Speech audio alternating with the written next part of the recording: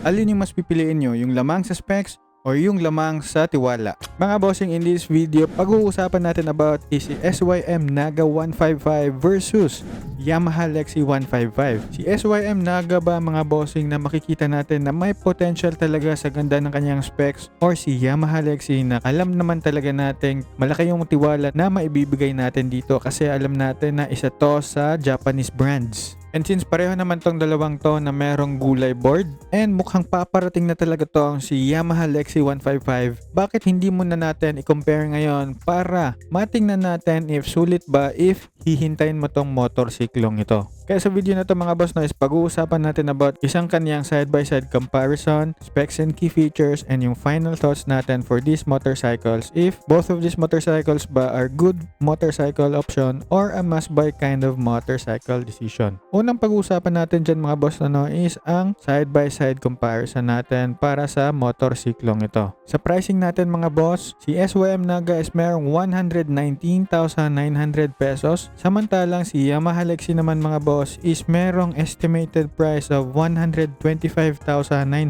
pesos na converted price na galing sa Yamaha Indonesia. And sana naman talaga mga boss na meron pang chances na mas lumiit yung kaniyang pricing dito para on par naman talaga sila ni SYM Naga tsaka ni Honda Click 160. Maganda kasi talaga sila na options when it comes to gulay board ang pag-uusapan. Ngayon naman mga boss, sa colorways naman natin, both of these motorcycles naman is meron silang 4 na colorways. Si SYM Naga mga boss is merong white, silver, black, tsaka matte green. Tapos si Yamaha Lexi naman mga boss is merong black, brown, red, tsaka silver. Now, ang pag-uusapan natin ang headlight mga boss. Makikita natin dito that napakaiba naman talaga tignan if ever si SYM Naga yung bibilhin yung mga boss.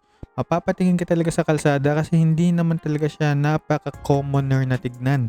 Whereas if Yamaha, Honda, alam mo naman kasi na napaka-reliable kaya mas marami yung bumibili dito. But if makikita mo naman kay SYM Naga mga boss, mapapatingin talaga ang mga tao sa'yo kasi panibago siya sa paningin.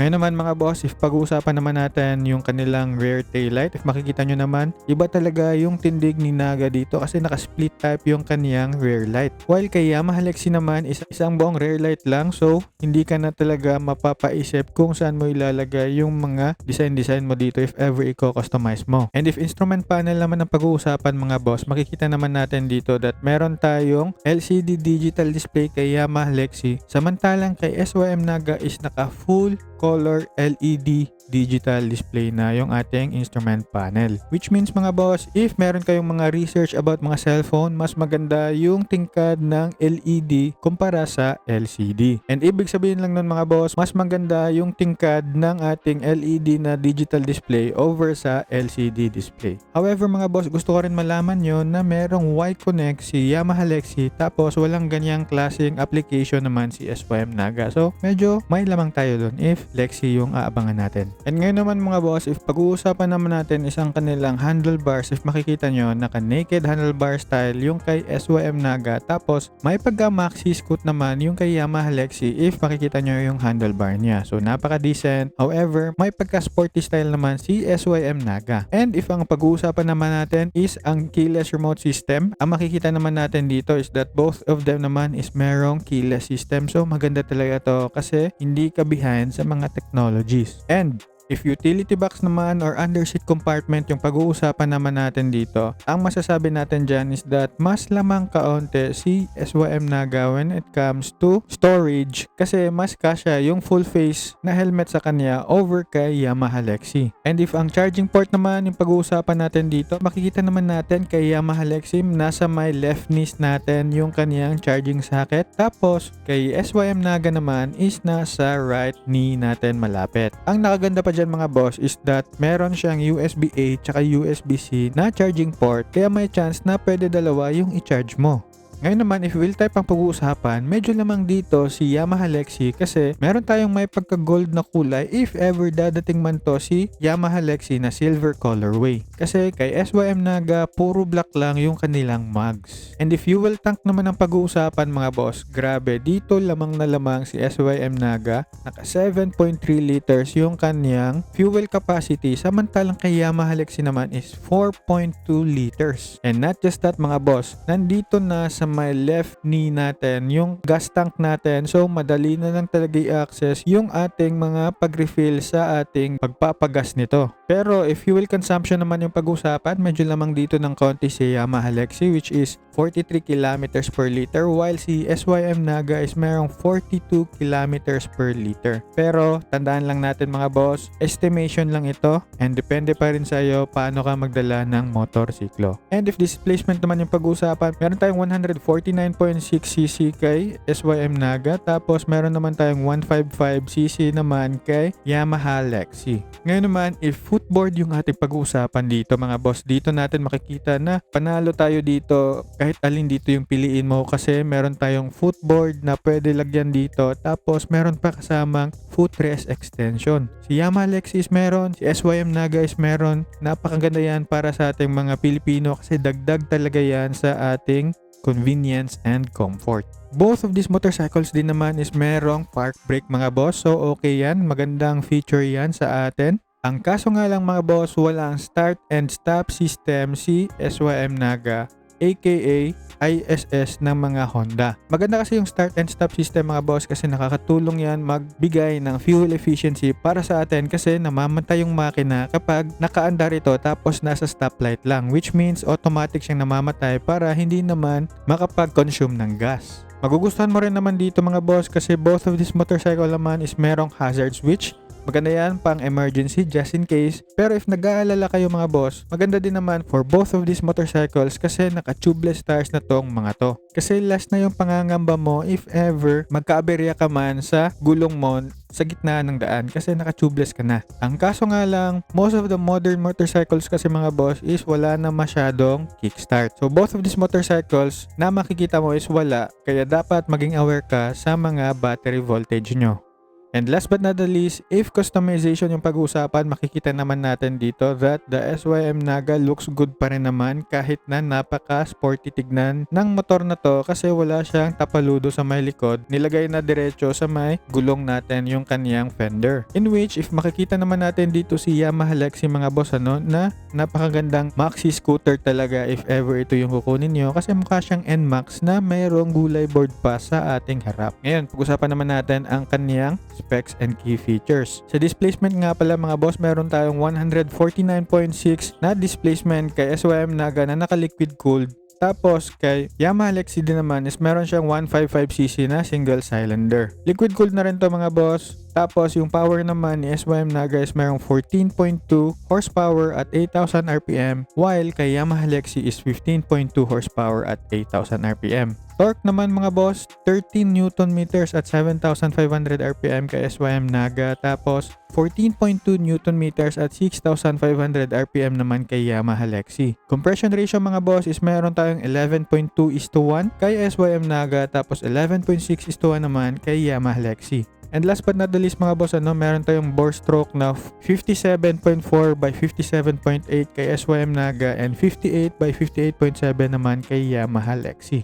If makikita natin dito mga boss, medyo lamang dito naman sa number si Yamaha Lexi. Ngayon naman, if pag-uusapan natin yung dimensions nila mga boss, meron tayong 800mm na seat height kay SYM Naga, 125mm na ground clearance at 1,385mm na wheelbase. Meron na rin tayong 120 by 70 by 30 na front tires dito at 130 by 70 by 30 naman yung likod na gulong. And if si Yamaha Lexi naman mga boss, meron tayong 770mm na seat height, 135mm na ground clearance, tapos 1,350mm na wheelbase. 90 by 90 by 14 naman yung front tires at 100 by 90 by 14 yung ating rear tires.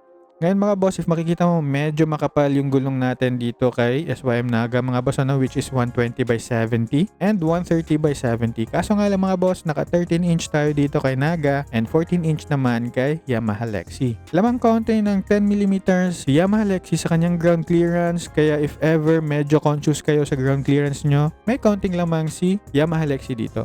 And if ang key features naman natin yung makikita natin dito mga boss, si SYM Naga mga boss is meron na tayong dual channel ABS, meron na rin tayong traction control, meron tayong CVT auto, meron tayong smart key, naka monoshock na magandang style, tapos 4 valves, single overhead cam at 144 kilograms. Samantalang si Yamaha Lexi naman mga boss is meron tayong single channel ABS lang, and by the way, naka drum brake lang yung likod niya. Meron nga lang tayo ditong ACG starter mga boss, meron tayong auto start stop, keyless, tsaka monoshock, and naka blue core na tayo, which means meron din tayong kasama na VVA dito. Makikita nyo mga boss, hindi tayo naka dual channel ABS dito, walang traction control, and ang nakaganda nga lang is mas magaan siya kay SYM Naga. And for the price of 119,900 pesos mga boss, maganda si SYM Naga. Sa expected price naman natin kay Yamaha Lexi, which is converted from Yamaha Indonesia, is around 123 to 125,000. Makikita naman natin dito na meron namang may pagka-premium price dito if ever ganyan yung pricing ni Yamaha Lexi. Pero sana mas babaan nila para magka-inline sila sa competition with SYM Naga, Yamaha Lexi, tsaka ni Honda Click 160. And mga boss, yung final thoughts natin for these motorcycles,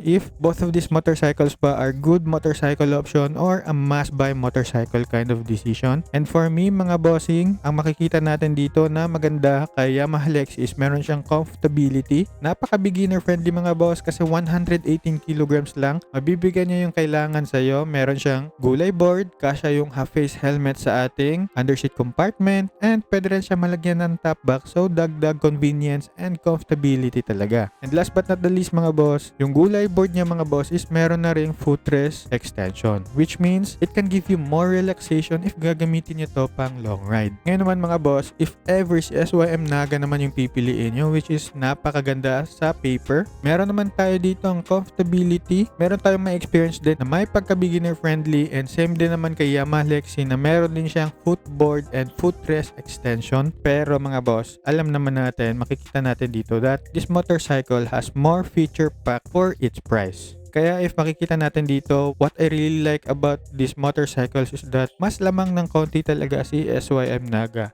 Magkakatalo na lang talaga tayo sa pangalan. Kasi alam naman natin si Yamaha Lexi is meron ng automatic na makukuhang tiwala para sa ating mga Pinoy, kasi isa talaga ang Yamaha sa mga mapagkakatiwalaang brand pag motor na ang pag-uusapan. So if ever pipili nyo si SYM Naga mga boss or any other Chinese bikes, just make sure mga boss na ready kayo sa pagbili ng mga parts dito, whether sa mga dealers nyo man ito nabili or sa online. And wag na wag kayong matakot if ever ganyan man, kasi meron namang mga Facebook group na pwede makatulong sa inyo sa mga ideas nila. And if makikita mo naman sa mga comment section ko, meron din naman ako nakikita na merong nagko-comment about how to buy motorcycle parts, especially sa mga SYM or mga Chinese brands. And to tell you honestly mga boss, sa Suzuki Gixxer ko mga boss, which is nagkaroon yun ng issue, bumili din ako sa online kasi mas matagal dumating if ever hintayin ko pa sa Suzuki na 3S. So that simply means mga boss, medyo meron na tayong makikita na okay na ako sa mga Chinese brand, kasi meron naman rin akong na-experience sa Suzuki, which means hindi na ako masyadong takot if ever bibili man ako ng mga genuine parts galing online. Pero kayo ba mga boss, ano yung thoughts nyo dito? Ano yung pwede nyong ma-share dito para naman meron tayong mapag-usapan and mapag-isipan na mga gandang content about these motorcycles? And ano yung nagustuhan mo and bakit? And if nagustuhan mo yung mga ganitong klaseng mga videos, you can follow me for more. Like this video na rin and make a comment down below if meron ka mga questions or suggestions na pwede natin pag-usapan dyan together with the community. You can also support me mga boss by purchasing helpful products dyan sa mga affiliate videos ko, and especially ito mga boss, lagi ko tong isina-showcase sa akin kasi itong sapatos na to is nagbibigay talaga ng comfort sa akin as an alternative mga boss, kasi masyado nang mahal yung mga sapatos natin and mas napag-iisipan ko pa yung pyesa kaysa sa pagbili ng mga sapatos. Joking aside mga bossing, maganda talaga to kasi pinangraraning ko to, pinang-gym, pinang-fitness journey, and pinang-performa na rin. So click nyo lang yung link dyan mga boss ha. And always remember lang to ride safe and see you on my next video. See you at the top.